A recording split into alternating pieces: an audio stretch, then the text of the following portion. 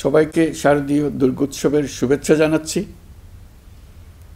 দুর্গাপূজা শুধু একটি ধর্মীয় উৎসব নয়, বরং এটা আমাদের সম্প্রীতির প্রতীক, ঐক্যের প্রতীক।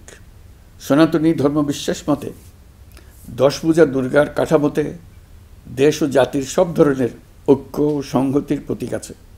লক্ষ্মীর ধন সম্পদ, সরস্বতীর জ্ঞান, কার্তিকের বীরত্ব আর গণেশের সাফল্য এবং 10 ভুজা দুর্গার অসীম শক্তি সম্মিলিতভাবে সমস্ত অশুভ শক্তিকে পরাজিত করে। এর মধ্যেই ঐক্যবদ্ধ জাতির চিত্র আছে। জ্ঞান নিয়ে, সম্পদ নিয়ে, শক্তি নিয়ে, সবাই যার যার শক্তি নিয়ে ওই ঐক্যবদ্ধ হলে আমরা সব অশুভ শক্তিকে পরাজিত করতে পারব। কারো সাধ্য নাই আমাদের দমিয়ে রাখার।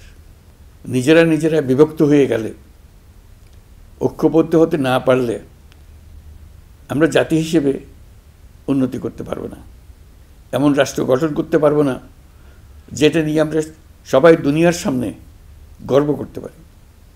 দুর্গাপুজো উপলক্ষে গত বছরের মতো এবছরেও সরকারি ছুটি 2 দিন রাখা হয়েছে।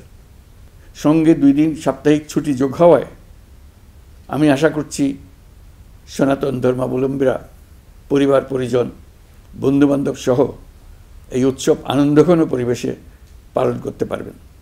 দুর্গাপূজা ঘিরে কোনো ধরনের দুর্ঘটনা যাতে না হয়, নাশকতার মাধ্যমে কেউ যাতে কোনো আতঙ্ক সৃষ্টি বা উৎসবের বিঘ্ন ঘটাতে না পারে, সেই জন্য সরকার, রাজনৈতিক দলসহ সমাজের সর্বস্তরের মানুষ বিশেষভাবে তৎপর রয়েছে। সবাই মিলে চেষ্টা করছে যেন একটা নিখুঁত দুর্গাপূজা অনুষ্ঠিত হয়।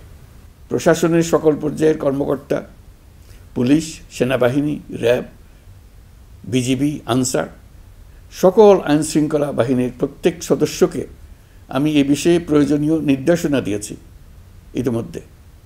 উৎসবের দিনও যারা এই কঠিন কাজে নিয়োজিত রয়েছেন, দিনরাত অক্লান্ত পরিশ্রম করছেন, আমি জাতির পক্ষ থেকে তাদের প্রতি কৃতজ্ঞতা জানাচ্ছি। জাতিসংঘের অধিবেশনে যোগ দেওয়ার কারণে আজকের এই উৎসবের দিনে আমি সশরীরে আপনাদের সামনে আসতে পারিনি, তবে আমার শুভেচ্ছা ও অভিনন্দন আপনাদের সাথে রয়েছে। জুলাই গণ অভ্যুত্থানের মধ্য দিয়ে আমরা বৈষম্য ও দুর্নীতিমুক্ত একটি সমৃদ্ধ দেশ গড়ার যে অগ্রযাত্রা শুরু করেছি, তার সফল বাস্তবায়ন করতে হলে ধর্ম, বর্ণ, ভেদাভেদ ভুলে সকলকে একযোগে কাজ করতে হবে। সকল অশুভ, অন্যায় আর অন্ধকারকে পরাজিত করে ঐক্য সম্প্রীতির জয় হবে। বাংলাদেশ এগিয়ে যাবে কল্যাণ ও সমৃদ্ধির পথে। সৃষ্টিকর্তার কাছে এই প্রার্থনা করি। সবাইকে আবারও শারদীয় দুর্গোৎসবের শুভেচ্ছা জানাচ্ছি। মহান সৃষ্টিকর্তা আমাদের সহায় হন।